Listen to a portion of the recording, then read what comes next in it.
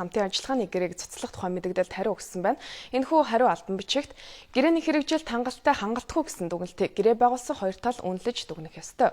Учир нь та бид гарын үсгээ зурж хамтран байгуулсан харилцан итгэлцэл хамтын ажиллагааны гэрээний 5/3-т гэрээгээ хүлээсэн үүргээ талууд зөрчөөг нөхцөлд аль нэг тал нь гэрээг дангаар цуцлахыг хориглоно гэж заасан.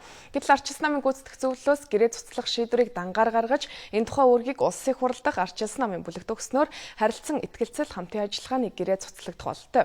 Тиймээс Монгол Ардын нам гэрээг хоёр талын оролцоотой зөвшөлдсөх ажлын хэсгээр хилцсэн бодтойгоор дүгнэлт өгч цуцлахад бэлэн байгаагаа дахин илэрхийлье. Хамтарч байгуулсан гэрээг хамтдаа бодтойгоор дүгнэж тайлгнах нь зүүд нийцнэ гэж үзэж байна гэжээ.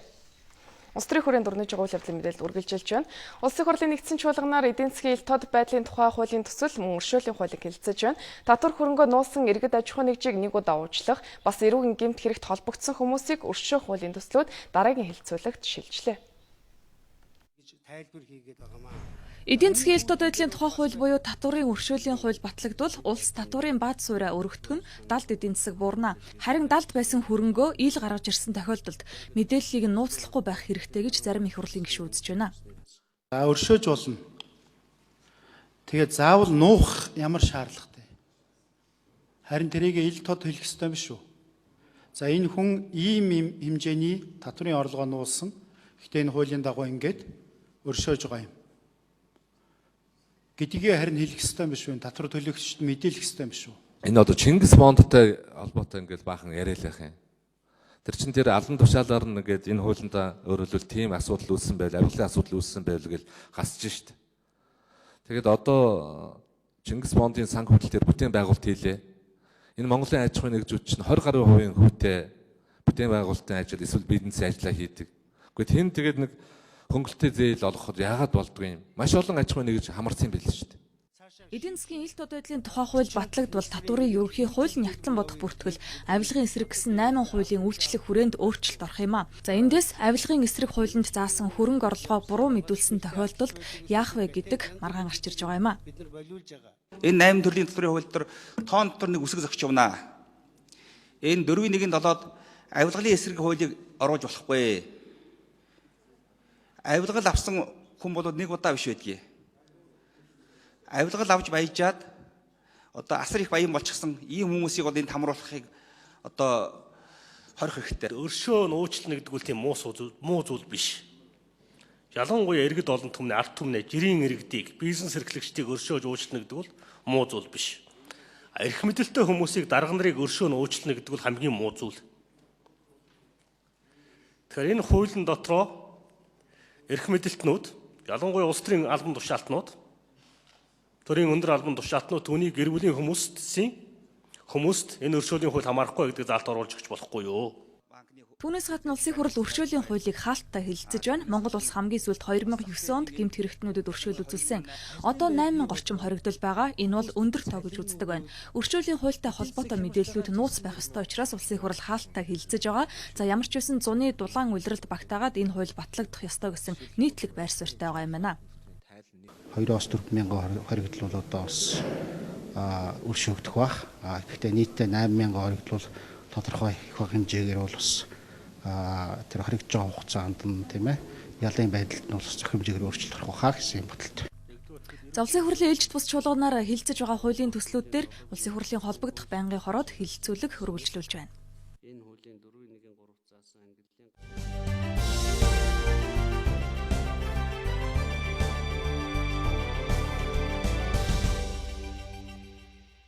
Улсын онцгой комисс өнөөдөр хуралдаж үйлчлэлтийн бэлтгэлтэй холбоотой асуудлууд хэлцлээ. Энэ жил тариалангийн бүс нутгуудад хур бороо бага байсан, нийт ургацынхаа 80% алдна гэсэн мэдээлэл цацагдсан нь бодиттой тоо биш байсан байна. Урьдчилсан тооцоогоор тариалсан ургацын 60 орчим хувийг авах боломжтой гэж Улсын онцгой комиссийн хуралд танилцууллаа.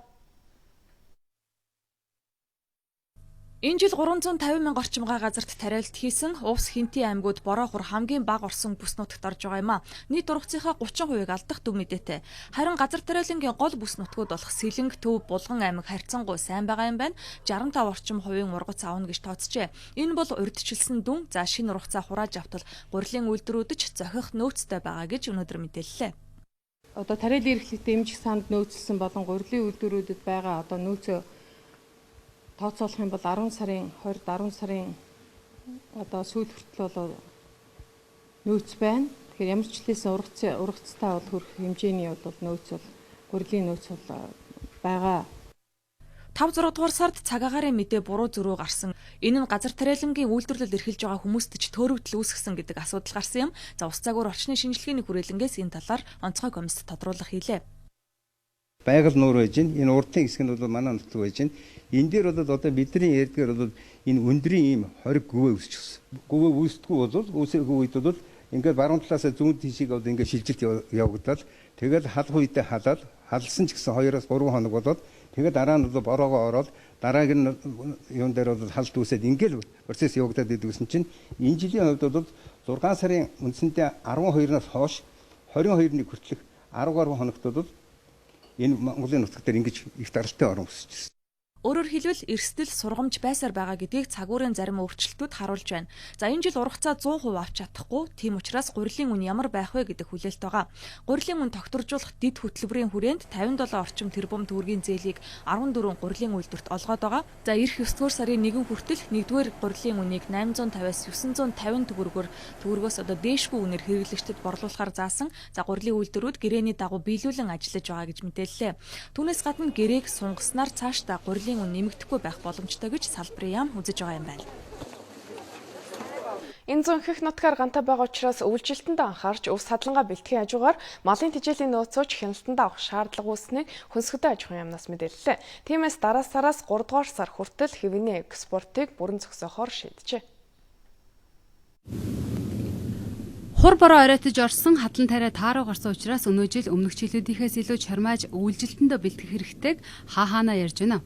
Малчтын хувьд үйл нөхцөл байдал хүндэрч болзошгүй учраас бэлддэг хэмжээнээсээ илүү хэмжээгээр өв садлан хэвэг тэжээл базаах хэрэгтэй байгааг ярьлаа. Гэтэл хэвэгний эрэлт харьцангуй ихссэн, үнэн ч баг зэрэг нэмэгдсэн байгааг хэлж ирсэн юм. Өдөлнийг 9,800 литр авчихсан байхгүй. Энэ жил одоо 12,400 өгч штт. Тий. Явж өгч штт.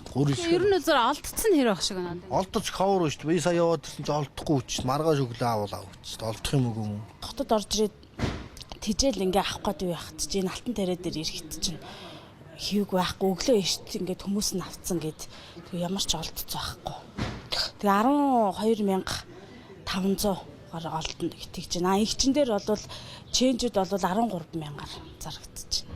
Хэвэг үйлдвэрээсээ гараад л өдөртөө зарагдаж дуусч байгаа гурилын үйлдвэр ихэн баталсан юм. Алтан тариа компанид гэхэд өмнөд төршөд хэвэгний үн 1800 янаас 1100 хүртэл буурсан учраас өнгөрсөн 7 дугаар сараас экспортоо зогсоосон байна. Гэсэн ч өнөөдрийн байдлаар эдний хэвэгний нөөц бага үлдсэнийг онцоллоо. Тус компани сарда 1000-аас 1800 тонн хэвэг үйлдвэрлэдэг юм байна. 7 сарын ихээр одоо наадмын өмнө бол манай үн 341 байсан. Энэ үед бол борлуулалтч бага, бид нар ч боломжийн хэвгний нөөцтэй байсан. Наадмын дараа одоо бас энэ нийгэмд үүссэн байдал тийм ээ ганцуудын байдалтай байж болцсохгүй байна. Ургац алдах нь гэсэн энэ ярианы улмаас болсон байх. Хүмүүс иргэдэж байна уу, байгууллагууд байна, борлуулагч нар бүгд хэвгээ нөөцлөх юм байдалтай болцоод байна. Энтэй үүдэд бол юуны дараа бол наадмын дараагаар бол борлуулалт эрс нэмэгдээд байна. Нөхцөл байдал ийм болсон үед хэвгний экспортыг зогсоож байгаа нь цагаа олсон шийдвэр боллоо гэж гурилын үйлдвэрийнхэн салбарын яамных үзэж байна. Үйлдвэрсэн хэвгээ гадагш гаргахаа болсноор нэг талдаа хөөрөгдөж байгаа үнийг барьж тогтооно, нөгөө талдаа нөөц бүрдүүлж малчидаа худалдаа авах боломжийг үүсгэж байгаа гэлээ. Цагуурын мөн чанар мөн одоо энэ үйлчлэлтийн одоо төлөвтэй холбогдуулаад ямар ч үс Монгол улсын хэмжээнд үйлдвэрлэж байгаа хэвгийг хяналтандаа байлгах асуудал. Хэвгийн бид бүхэн хяналтандаа байлгахгүй бол буцаагаад гадаадын улс орнуудаас хэрэг байдал хүндрэх юм бол хэв худалдаж авах нөхцлөөр орох ийм үндсэлтэй байгаа. Хүнсгэдэн аж ахуйн яамнаас гаргасан тооцоогоор 2015-аас 2016 онд нийт 58 сая орчим мал өвлжиж хаварч чад 1.4 сая тонн өвс 150 мянга орчим тонн тэжээл шаардлагатай тооцоо гарсан байна. Үүн дээрээ нэмээд рапсаас гаргаж авдаг малын уурах тэжээлийн нөөцөгч бэлтгэхээр төлөвлөж байгааг мэдээллээ. Их тайвны өргөн чөлөө төв шуудангийн улсуураас баруун дурын замын улсуур хүртэлх дулааны шугамын засвар дуусч өнөөдөр хотын удирдлагууд гүйцэтгэсэн ажлыг хүлээн авлаа. Ингэснээр энэ зүүн хийхээр төлөвлөсөн дэд бүтцийн засвар шинжилгээний ажлыг дийлэх хувийн ард гарлаа гэж хотын удирдлагууд хэлж байна. Өөрөөр хэлбэл ашиглалтанд ороод 30-аад жил болсон ч хэзээ мэдгүй цоорч хөлдөөчгүй гэж имэж байсан гол шугамаа засчихсан учраас Улаанбаатарчуудын үйлжилтийн бэлтгэл ажил сайн хангагдаж байгааг тэд онцлсон байна. Хуучирч муудаад цааш шиг болсон шугам хоолойг сольж шаардлагатай үед замаа худ сооллого доогуур нь ороод засчих боломжтой түнэл гаргаж шинжилээд хийсэн байна. Нэг үгээр хэлбэл 30 см-ийн диаметртай дулааны хоолойнуудад хэлж 50-аас 60 см-тай болгож өргөтгсөн дулааны инженерүүдэд засвар үйлчилгээ хийх зайг нь байх ёстой стандартын дагуу гаргаж өгчээ. Яг энэ засвар шинжилгээний ажлыг 2013 оноос хойш 2 жилийн хугацаанд хөөцөлдөж байж өнгөрсөн 6 сараас эхлээд төлөвлөсөн хугацаанаас нь ихүү 15 хоногийн өмнө хүлээлт өгсөн юм а.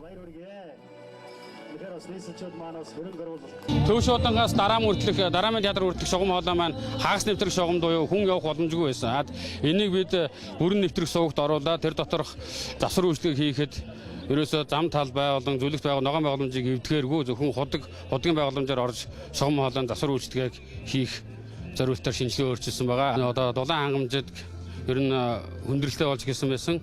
Энэ шугамыг нэвтрүүлэх чадрыг дайж нэг 70%-аар бараг өсгөж байгаа гэсэн үг. Эхлэгүүрээс цаашаа хүнсний 20-оос дараамын театр хүртэх энэ зам бол 60-аад оны үеийн зам. Хамгийн сүүлчийн 64 онд хамгийн ихнийх нь 59 оны энэ шугам 30 гаруй жил 35-6 жил болчихсон зам. Ийм шугам. Өөрөлд хүүхдийн зураг шиг болсон гэж ярьдаг. Хэрвээ тэр зам өвлийн их ачааллын үеэр энэ шугам цоорох юм бол яах вэ? Гэмтэх юм бол яах вэ? Хотын төв тэр чигээрээ л хөлтөн гэсэн үг. Тэр чигээрээ бидний энэ тав тухтай энэ үйлчлэлийн байдал бол алдагдана л гэсэн үг. Энэ бол маш аюултай. Тэгэхээр энэ аюулыг энэ жил бид нар даван туулж байна. Дулаан нэвтрэх хүчин чадал сайжирсан болохоор гэр хороолол руу ч дулааны шугам хоолой татах боломж бүрдэж байгааг салбарынхан дуулгаж байна. Нэг үгээр хэлбэл орон сууцны айл өрхүүдийн бүлээн пар халж эхэлнэ. Харин гэр хорооллынхан нөхцөл бололцоогоо ашиглаад 100 параар солих боломж бүрдэж байгаа юм а. Нийслэлийн урдаа барьсан гол зорилт маань гэр хорооллын дахин төлөвлөлт, гэр хорооллын инженерийн шугам шилжээнд холбох юм асуудал байсан. За түрүү ярьсан Динжээ мянга 7 дугаар хорооллын Батулга дарга бол ярьсан байгаа 20 киловатт цагийн ачаал бүхий барилга байгууламжийг дулаан толгох нөхцөл бүрдлээ гэж 2000-аад айлыг орон сууцжуулах ийм нөөц бол эндээс гарч ирж байгаамаа. Усны нөөцөө 2.2 дахин нэмсэн. Дулаан дамжуулах хоолойгоо өргөтгөж хүчин чадлыг нь сайжруулсан. Дээгүүр нь явах замаач засаж нэг сумаар нэлээд хэдэн тулаан онсон энэ ажлыг Хөгжлийн банкнаас санхүүжүүлж 12.6 тэрбум төгрөг зарцуулсан байна. Солонгос, Филиппинээс оруулж ирсэн шугам хоолойг ашигласан учраас 20-30 жилдээ санаа зовхгүй байж болох баталгааг гүйцэтгэгч компаниуд өгсөн юм а.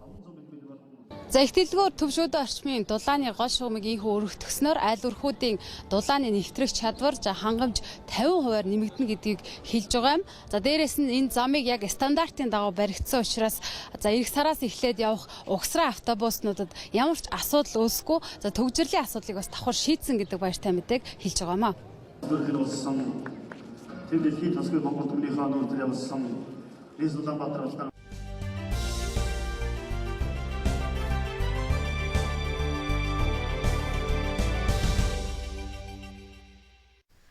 Олон нийтийн дуу хоолойсон цагуурд мэдээллийн хөтөлбөр таамтайгаа үзэгчтэй баярлалаа. Хөтөлбөр худалдаа аж үйлдвэрийн салбартай холбоотой багц мэдээ сурвалжлагаар үргэлжилж байна.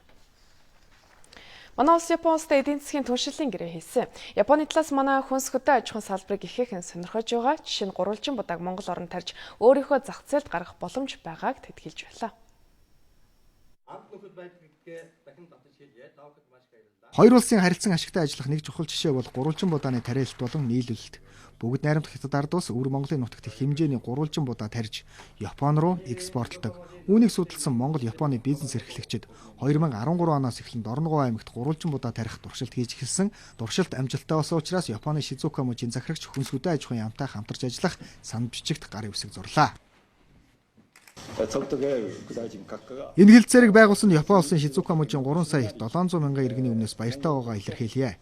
Одоогоос 5 жилийн өмнө Монгол улсын ерөнхийлөгч Япон улсад айлчилснаар Шизуока муж Дорногов аймагт хооронд хамтран ажиллах болсон.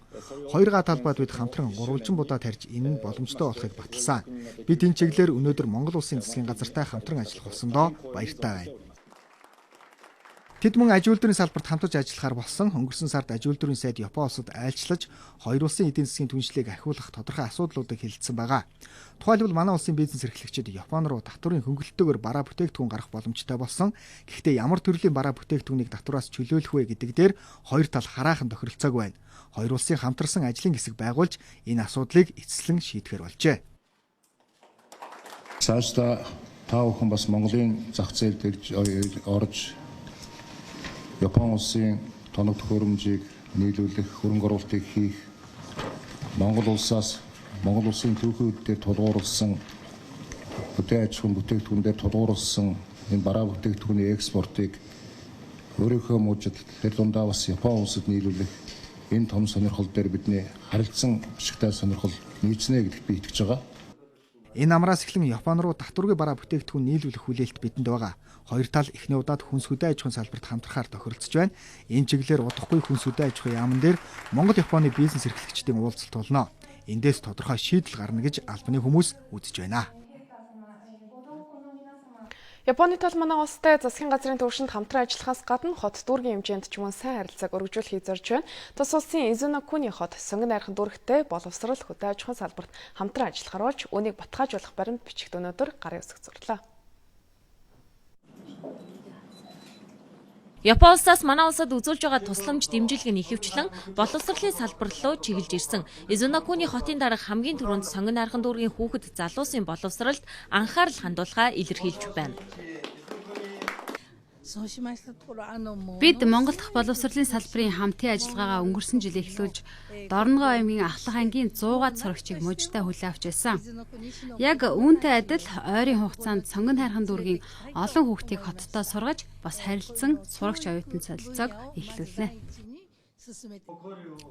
Боловсролын салбарын дараа газар тариалан хөдөө аж ахуйн салбарт хамтран ажиллахаар тохиролцоод байна. Япон улс хэдийгээр өндөр техник технологитойч тариалан эрхлэх газар нутаг багтай, их хэмжээгээр үйлдвэрлэл эрхлэх боломж хомс. Изунокуни хотол гэхэд будаан талбай нь 2000-аас 2010 оны хоорондох 10 жилийн хугацаанд 27%-аар, газар тариалан давхар эрхэлдэг иргэдийнхэн тооч 33%-аар багасжээ. Тиймээс сонгон найрхан дүүргийн өргөн уудам газар нутагт Японы техник технологиг ашиглаж ариун ургац авах хүсэлтэй байгаа юм байна.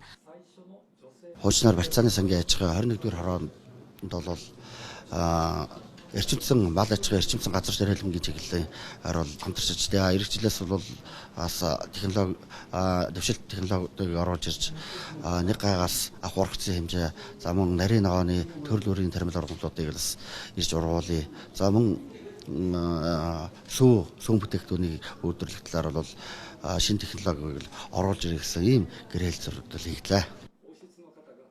Сонгон найрхан дүүрэг 300-аад мянган хүн амтай, жилийн түвшинд $3 сая багтдаг. Тэгвэл хамтран ажиллахаар болж байгаа Изунокуни хот нь 50 мянган хүн амтай, 2012 оны байдлаар тус хотын зөвхөн аж үйлдвэрийн салбарт нь 106.4 тэрбум йен эргэлзсэн байна. Тэгэхээр энэ хоттой боловсрол хөдөө аж ахуйн салбарт хамтран ажиллах юм бол сонгон найрхан дүүргийн олон иргэн ажилтай, орлоготой болох ирээдүй харагдаж байгааг онцолсон юм а. Энэхүү Япон улстай худалдаа аж үйлдвэрлэлийн чиглэлээр хамтран ажиллахаар болж байгаа бол Монгол компани Porsche улсын зах зээлд худалдаа эрхлэхээр болсон таатай мэдээлэл байна. Монгол хүний уралсан загвар дизайн Монголд үйлдвэрлэсэн бэлэн хувцас Европын зах зээлд нэвтрэх боломжтой боллоо. Монгол Польшийн үйлдвэрлэл эрхлэгчдийн анх дугаар форум болж байна. Хөнгөн үйлдвэрлэлийн чиглэлээр Монгол улсаас Польш улсын зах зээлд цаашлаад Европын зах зээлд бараа бүтээгдэхүүн экспортлох боломжтой болсныг энэ үеэр мэдээллээ. Тухайлбал Монгол үйлдвэрлэж байгаа эксклюзив брендийн хувцсыг Польшийн зах зээлд ирэх 9-р сараас эхлэн худалдаалахаар боллоо. Уул нь бол маш хоёр том гүрний дунд байгаа, Орос, Хятад хоёрын дунд байгаа боловч Монгол бүтээгдэхүүн маань хараахан гарч чаддгүй. Тэр нь юу вэ гэхээр бас татврын бодлого янз бүрийн гайл майл дээр асуудал байдаг. Европ руу Монголд үйлдвэрлэж байгаа бараа бүтээгдэхүүнүүд хөнгөлөлттэй байдаг учраас Европын зах зээл рүү, Польш руу гарахад бид нарт маш хялбар дөхөн байгаамаа. Ялангуяа эксклюзив компани Польшийн зах зээлд 10 гаруй жил ажиллаж исэн болохоор энэ туршлага дээр одоо суурлаад Монголын гэдэг тодтолтой одоо брэнд гарч байгаа маш баяртай байна. Польш улсын хөрөнгө оруулагчдын хамт бие Монголд ирлээ. Монгол улс түүхийд нийлүүлэгч байр сууриас эцсийн бүтээгдэхүүн, за бүр брэнд бүтээгдэхүүн үйлдвэрлэгч, нийлүүлэгч орон болсныг бидэнд дуулгаж байна. Ирэх намраас Монголд үйлдвэрлэсэн хувцас Польшийн 3 хотоос эхлэн худалдаалагдаж, цаашдаа Европын зах зээлд нэвтэрнэ. Монгол улсын арьс шир ноос ноолуурын бүтээгдэхүүнийг дэлхийд таниулах зорилгоор эх сарын эхээр Польш улсын Краков хотод Монгол ноолуурын брэнд бүтээгдэхүүний дэлгүүр нээлттэй ихэр боллоо. Монголын ноолуурын бүтээгдэхүүний Европын зах зээл дээрх борлуулалтыг Польш улсын Кашмир компани хариуцсан ажиллах юм байна. За одоогоор бүтээгдэхүүний нийлүүлэлтийн тоо хэмжээ үн тодорхойгүй байна. За Польшийн Кашмир Монголын эксклюзив компани 1 жилийн турш хамтран ажилласны үр дүнд ийхүү гэрээ байгуулахар болжээ. Цаашид жижиг дунд үйлдвэрлэлээ дэмжиж дэлхийн зах зээлд ноос ноолуурын бүтээгдэхүүнийг гаргах зорилготой хэмээн энэ чуулга уулзалтыг зохион байгуулагчид хэлж байлаа. 2012 оны сонгуулийн үр дүнд байгуулагдсан энэ удаагийн парламент олон хууль тогтоомж баталсны дотор үйлдвэрлэлийг дэмжих тухай хуулийг наадмын өмнөхөн баталж чадсан нь энэ удаагийн парламентын хамгийн том амжилт байлаа гэж мэргэжилтнүүд өгнөж байна. Үйлдвэрлэлийг дэмжих тухай хууль эх 10 дугаар сараас эхлэн хэрэгжиж, төрөөс олгох дэмжлэгүүд үйлдвэрлэгчдэд хүрч эхлэх юм байна. Манай улс худалдан авахч биш үйлдвэрлэгч орон болоход чиглэсэн 2 алхмыг энэ онд хийж чадсан. Энэ бол 2030 он хүртэлх төрөөс аж үйлдвэрийн талаар баримтлах бодлогыг баталсан явдал юм. За хоёр дахь нь үйлдвэрлэлийг дэмжих тухай хуультай болсон. Үйлдвэрлэлийг дэмжих эхний алхам бол санхүүжилт. Арилжааны банкуудтай хамтраад үйлдвэрлэлийг дэмжих чиглэлээр бол технологийн хөрөнгө оруулалт, за тэгээ эргэлтийн хөрөнгийн зээлийг бол аль ч банкнаас бол үйлдвэрлэл эрхлэгч аавна. Мэдээж бол энийг бол бизнесийн зээлийн хүүгээр бол жил дунджаар нэг 19-оос 23% хүүтэй ингэж авах ёстой. Бид нарын одоо үйлдвэрлэлийг дэмжих сан гэдэг энэ санхүүгийн институт бол одоо тодорхой хэмжээний хүүг бол засгийн газраар тогтооно. Энэ нь бол мэдээж одооны арилжааны банкуудын олгож байгаа хүнээс бол маш бага. Тодруулбал өмнө нь иргэд орон сууцны зээлэнд хамрагдахдаа өндөр хүүтэй зээл авдаг байсан бол ипотекийн тогтолцоонд шилжснээр олон мянган иргэн 8% зээлэнд хамрагдах болсон. Тэгвэл яг үүнтэй адил үйлдвэрлэлийн зээлийн хүүгийн зөрүүг төрөөс олгоно. Харин дараагийн дэмжлэг бол одоо энэ үйлдвэрлэлийг дэмжих хуулийн дэмжлэгээр энэ хоёр дахь дэмжлэгийн хүрээнд бол судалгаа хөгжлийн зардлыг олгохоор болж байгаа. 75% нь бол энэ үйлдвэрлэлийг хөгжүүлэх сангаас бол олгохоор ийм хоёр дахь дэмжлэг. За гурав дахь дэмжлэг бол факторинг буюу энэ санхүүгийн бусад хэлбэрийн дэмжлэгүүдийг бол энэ экспортын үйлдвэрлэлийг хөгжүүлэх тэр чиглэлийн дэмжлэгүүдийг бол гурав дахь дэмжлэгээр болгосон. Үйлдвэрлэлийг дэмжих сангийн журам мөн үйлдвэрлэгчдийг шалгаруулах журмыг баталчих бол 10 дугаар сараас эхлэн хууль хэрэгжиж эхний дэмжлэгүүд эзэндээ хүрнэ гэдгийг хэлж байна. Манай улсад нийт 113 мянган аж ахуй нэгж бүртгэлтэй байдаг байна. Үүнээс 59 мянган аж ахуй нэгж нь идэвхтэй үйл ажиллагаа явуулдаг. Харин боловсруулах үйлдвэрлэлийн салбарт 4900 үйлдвэр аж ахуй нэгж байгаа гэсэн судалгаа байна. Энэ дундаас гадаад зах зээл Монгол брендийг бий болгохын төлөө ажиллаж байгаа компаниудад илүү дэмжлэг үзүүлэх юм а. Тэгэхээр саяхан батлагдсан үйлдвэрлэлийг дэмжих тухай хуулинд хичнээн компани хамрагдаж энэ хуулийн үр ашиг хүртэх вэ гэдгийг бол тооцоолсон байна. За манай улсад гадагшаа экспорт хийдэг гадаадд одоо бараа бүтээгдэхүүнээ борлуулдаг 1100 орчим үйлдвэр байд юм байна. За эдгээр компаниуд бол хуулийн үр ашигт хүртнэ.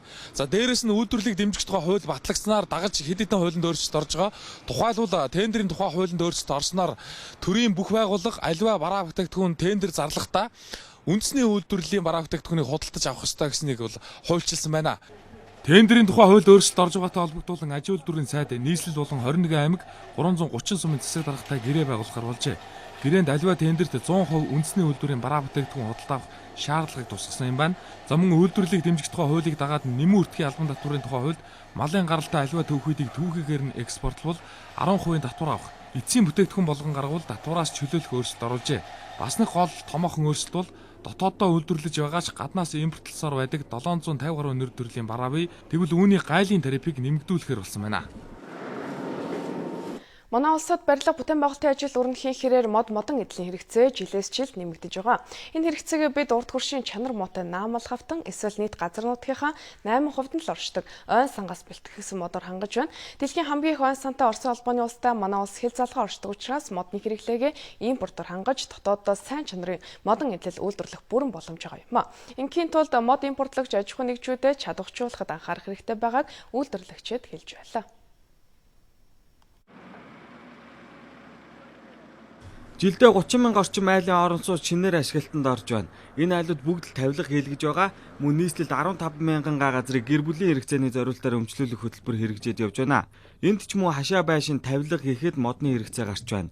За дээр нь сургууль цэцэрлэгийн ширээ сандал Монгол гэрийн үйлдвэрлэлгээ тоочод байвал бидний модны хэрэглээний үзүүлэлт тэмч бага шээ.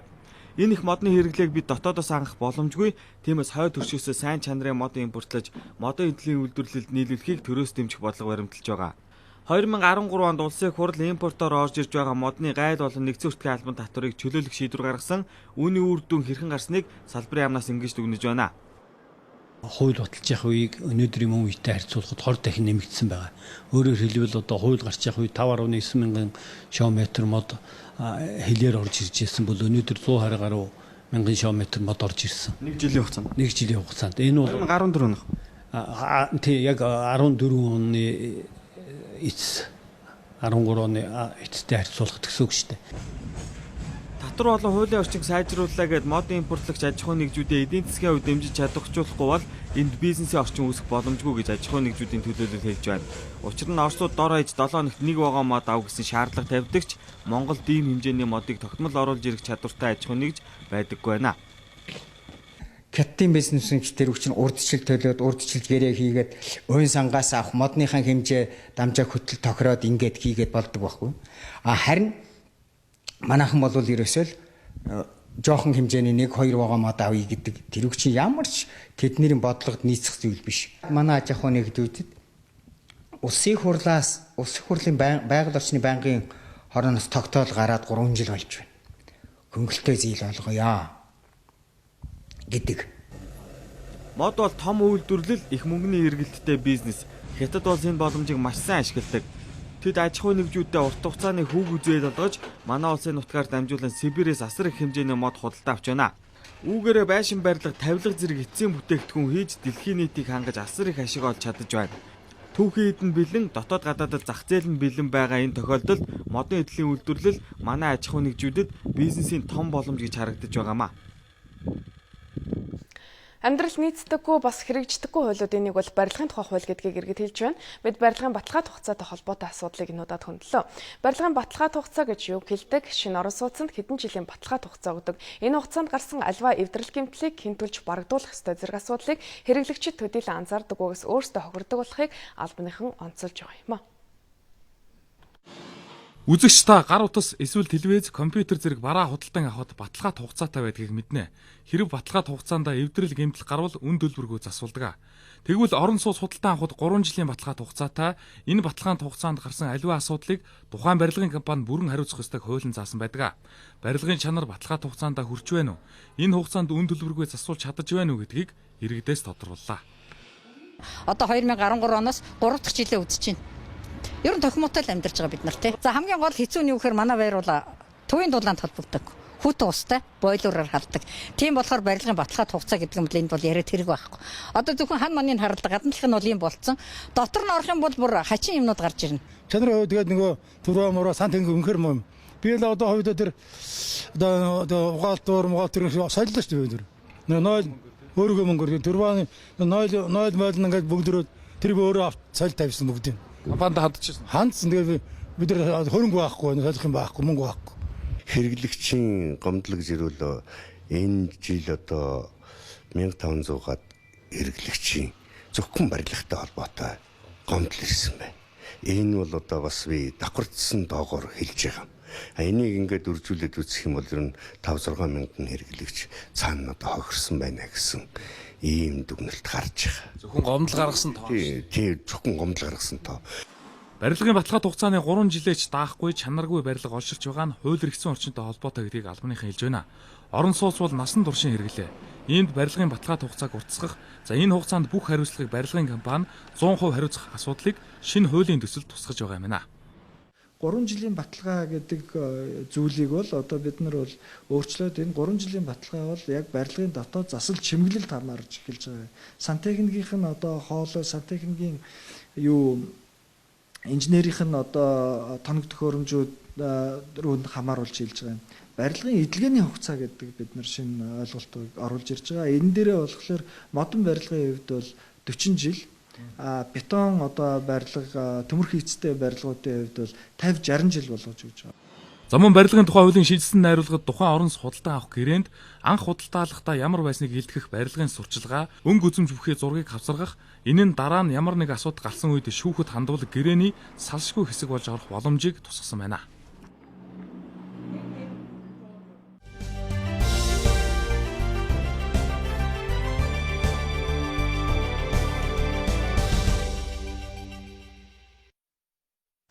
Бүгд найрамдах Хятад улсын Аршин хотын олон улсын анхны нислэг нь Улаанбаатар хоттой холбогдож байна. Хятаддаа ногоон байгууламжаараа 1-р ордог энэхүү эко хотоос шууд нислэг хийдэг болсноор тус улсын жуулчдыг эх орондоо татах боломж бүрдэж байгаа юм а.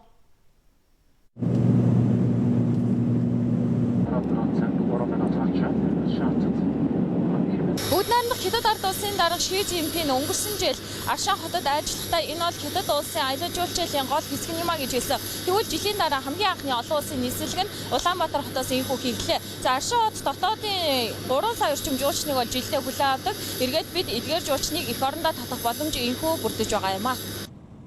Энэ хот сүүлийн 10 жил идэвхтэй хөгжиж байна. Өмнө нь манайхаар бол сумын төвийн дайтай байжээ. 2-3 жилийн өмнө 700 мянга орчим жуулчин хүлээн авдаг байсан бол одоо гаднаас жилдээ 2 сая жуулчин зорин ирдэг болжээ. Бид агаарын замаар дамжуулан дэлхийд дахинд хүрэх эхлэлийг амжилттай тавилаа. Аршин хот галтуулын үлдэгдэл, нуур ус, халуун хүйтэн аршин, цэвэр цэнгэг агаараараа олон мянган жуулчин татгаар төлөвлөсөн. 10 жилийн өмнө дэвшүүлсэн төлөвлөгөө амжилттай биелэж байна.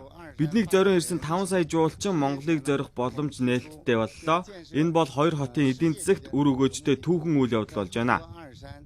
Одоо байгаа олон улсын нисэх буудалтаа түшиглээд транзит заалыг бий болгосноор хил орчмын Монгол улстай хил залгаа хил орчмын бүс нутгаас зорчигт урсгалыг нэмэгдүүлж цаашаа одоо Европ болон Азийн бүс рүү одоо бид нэр зорчигчийг тээх ийм зорилтыг тавьсан. Ингэжээж одоо дотоодын авиа компаниудын маань зорчигч урсгал нэмэгдэж эдийн засгийн үр ашигтай болох юм байна. Аршин хотны үлдээ дотоодын жуулчтай авдаг Хятадын тамирчид энд ирж олон улсын тэмцээн уралдааны бэлтгэлээ хангадаг байна. Харин зундаа гадны жуулчид түлхүү ирдэг. Хотынхоо орлогыг энэ үеэр бүрдүүлдэг байна. За Аршин хот анх удаа олон улсын нислэгтэй болсноор Хянган аймгийн хүмүүс ч бас манай улс руу аялаж амархаар ирж байна. Ураг төрлийн 14 хүн Улаанбаатарыг зорьсон юм а. Хөдний өдрөө болоод өрөө отоороод хөрдөх. Энэ удаа олон улсын нисгэл Аршин хотоос Улаанбаатар орд ниссэнд бид сэтгэлийн өндөр байна. Аялал бас арилжаа мэмэ хажим аль талаар анхаарах гэсэн үгнээс явж байна. Би одоо Монголын тэр урлагийн тоглоом үзэх хөрсөн жана. Өвн одоо чадвар бүр нэг л удаа болж байна. Мөн одоо энэ удаа сайн үзье гэж бодож байна. Улаанбаатар Аршин хотын олон улсын анхны нислэгийг Хүнүү Эйр компанийн амжилттай гүйцэтгэж Хянган аймгийн жуулчдыг эх орондоо авчирлаа. Манай өөр монголчууд маань монголчуудыг ах дүүгээ гэдэг хилэмсүү ханддаг. Тэгээд Монголоо гэж зорин ирж олноороо ирж тэмүүлж байгаа нь маш таатай санагдаж байна. Авиа компаниуд Монголыг зорин ирэх жуулчдын тоог нэмэхийн тулд аялал жуулчлал хөгжиж байгаа хотуудтай хамтын ажиллагаагаа эхлүүлж өргөжүүлж байна. Улаанбаатар хот 2030 он гэхэд 5 сая жуулчин хүлээн авах том төлөвлөгөөтэй. Энэ ажлыг ганцхан нийслэл бус зам тээврийн болон жуулчны байгууллагуудын хамтын оролцоотойгоор биелүүлнэ. Үүний нэг хэсэг нь өчигдөр эхэлсэн Улаанбаатар Аршин хотын олон улсын нислэг болж байна. Ирэх амралтын өдрүүдэд хөөдлөн удагт даншиг хүрээнд цам наадам анхудаг олох гэж байна. Энд 500 гаруй лам хувраг хүрээ жахар цамын хурал хурж цам харих ёслол үлдэнэ. Будын шашны номлолыг Монголын уламжлалт ахуйтай холбосон ийм зан үйл сүүлийн 80 орчим жил манай улсад болоогүйг бурхан шашны төлөөллүүд хэлж байлаа.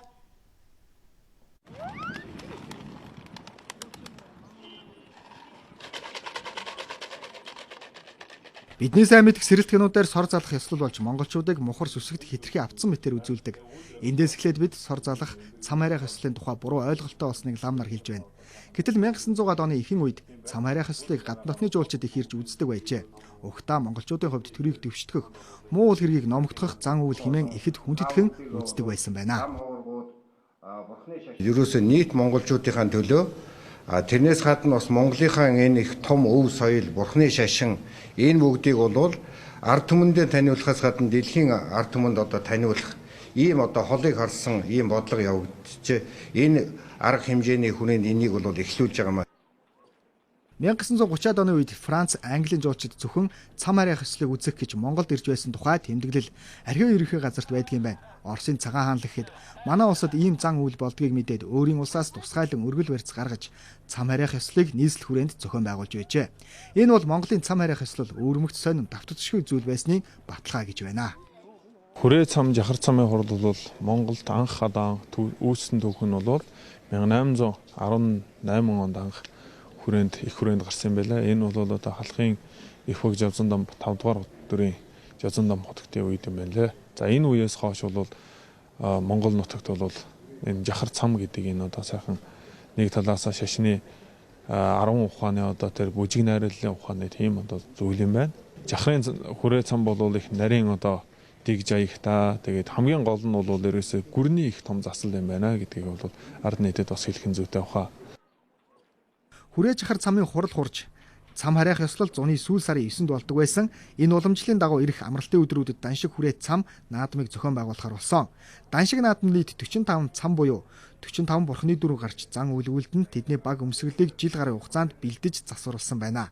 Уламжлалт ёс заншлыг хадгалсан буддын ийм зан үйл бусад улс оронд ч ховор болдгийг тэд онцолж байлаа. Өнөөдөр их орон дөрөнсөн үйл явдлын мэдээлэлс танилцууллаа. Үргэлжлүүлэн гадаад мэдээнд анхаарлаа хандуулна.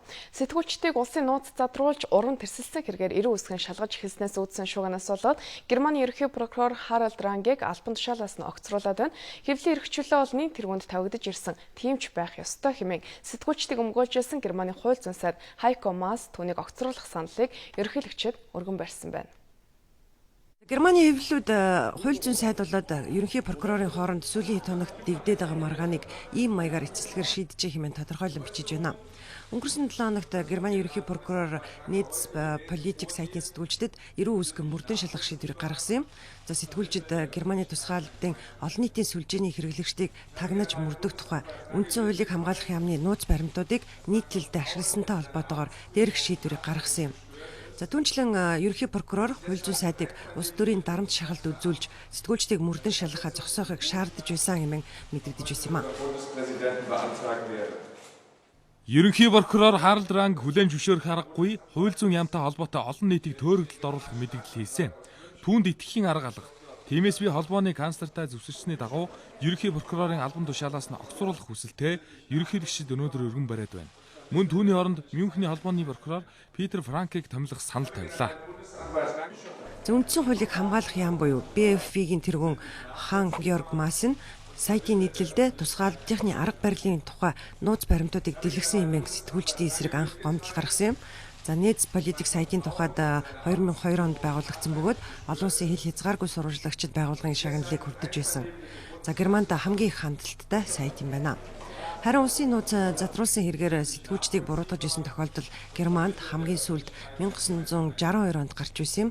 За тэр үед Die Spiegel сэтгүүлийнхэн батламжлагын сайд Франц Йозеф Страуссын талаар нийтлэл хэвлүүлсэн нь засгийн газрын хямралд хүргэж сайдыг судлаас нь огцруулахад хүргэж байсан юм а. Үүнтэй холбоотойгоор сэтгүүлчдийг улсын нууц задруулсан хэрэгт сэжиглэн шалгаж байсан ч гин бурууг нь батлаагүйг өнөөдөр дахин сануулж байна. Франц, Их Британи улсууд Кали дахь хууль бус цагаачдын шилжилт хөдөлгөөнтэй тэмцэх нэмэлт тусламж үзүүлэх хүсэлт тавиагүй ч Еврокомисс тусгай сангаасаа 20 сая еврог Францад хуваарлахаар шийдвэрлсэн байна. Энэ тухай цагаачлал дотоод хэрэг иргэншлийн асуудал эрхэлсэн Еврокомиссар мэдэгджээ. Тэрээр Франц, Их Британи дотоод хэргийн сайд нартай уулзах үеэрээ хууль бус цагаачтай холбоотой асуудалд Еврокомисс хэд хэдэн тусламж дэмжлэг үзүүлэх боломжтойг танилцуулсан байна. За тухайлбал Еврокомисс цагаачдын дөрвөх эрх олгох өргөдөл хүсэлтийг нь бүртгэн авах, за мөн тэднийг нутаг руунд буцаах ажлыг зохион байгуулах боломжтойг илэрхийлсэн байна. За Ла-Маншийн хоолоогоор дамжин Их Британи руу ямар ч аргаар хамаагүй гарахыг хүсэгч 1700 орчим цагаач за Францын Кале хотод баггүй асуудал үүсгэж байгаа юм. За тэдний ихэнх нь Эритрей, Судан, Сомалигийн иргэд байгаа бөгөөд Британд нийгмийн халамж сайтай дөрвөстэй статустай болж санхүүгийн тэтгэлэг авах боломжтой тул энэхүү тус улсыг зорихыг чармааж байгаа юм. Энд бүр хилээр гаргаж мөнгө авдаг хууль бус 8 цэцэглэж байна гэхэд болно. Үүнээс ашиг хонжоо олгогчид үнээч нэмээд байна. Тэд 2 сарын өмнө цагаачтад хорогдож нуугдаад хилээр нэвтрэх ачааны машин олж өгөөд 500 евро авдаг байсан. Харин одоо 800 бараг 1000 евроор гаргаж байна. За Францын Каллодод хаалт хамгаалтыг даван гарч Ламаншийн холоогоор Британи руу нэвтрэхийг хүсэгчид майханд хотхон барьцгаагаад байгаа юм.